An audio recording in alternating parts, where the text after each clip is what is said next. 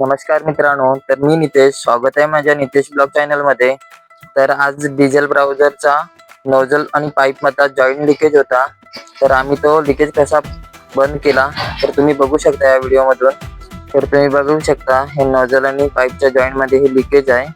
हे लिकेज आपल्यासाठी डेंजर आहे, कारण आपली गाडी वारंवार रस्त्यावर किंवा पोर्ट साईडला धावत असते. कुठेही पेट घेऊ शकते अशा ह्या थेंब थेंब डिझेल गळतीमुळे, आणि ह्या डिझेल गळतीमुळे आपलं देखील नुकसान आहे. तर तुम्ही बघू शकता आम्ही हा आता नोझल वगैरे खोलायला घेतलाय. हे आमचे ऑपरेशन डिपार्टमेंटचे डॉक्टर आहेत, नयन फाटक, आणि मी त्यांना मदत करतोय.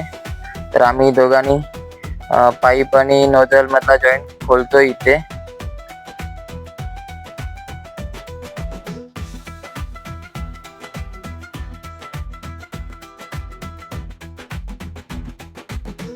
तर नोझल आणि पाईप खोलून झाला. आता आम्ही मध्ये नवीन जॉईंट घेतलेला आहे टाकण्यासाठी, जेणेकरून आपलं इथे लिकेज होणार नाही.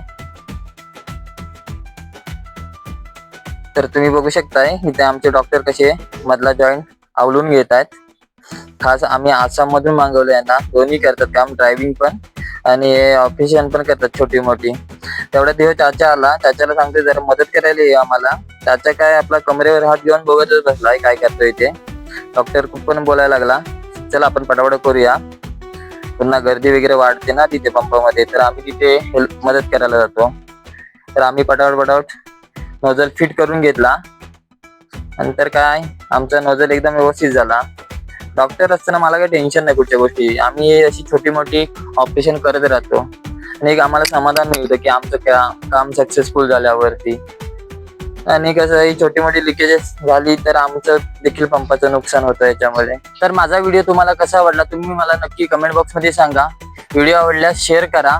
माझ्या चॅनलला कोणी नवीन असेल तर सबस्क्राईब करायला विसरू नका. भेटू एकदा नवीन व्हिडिओ मध्ये. धन्यवाद.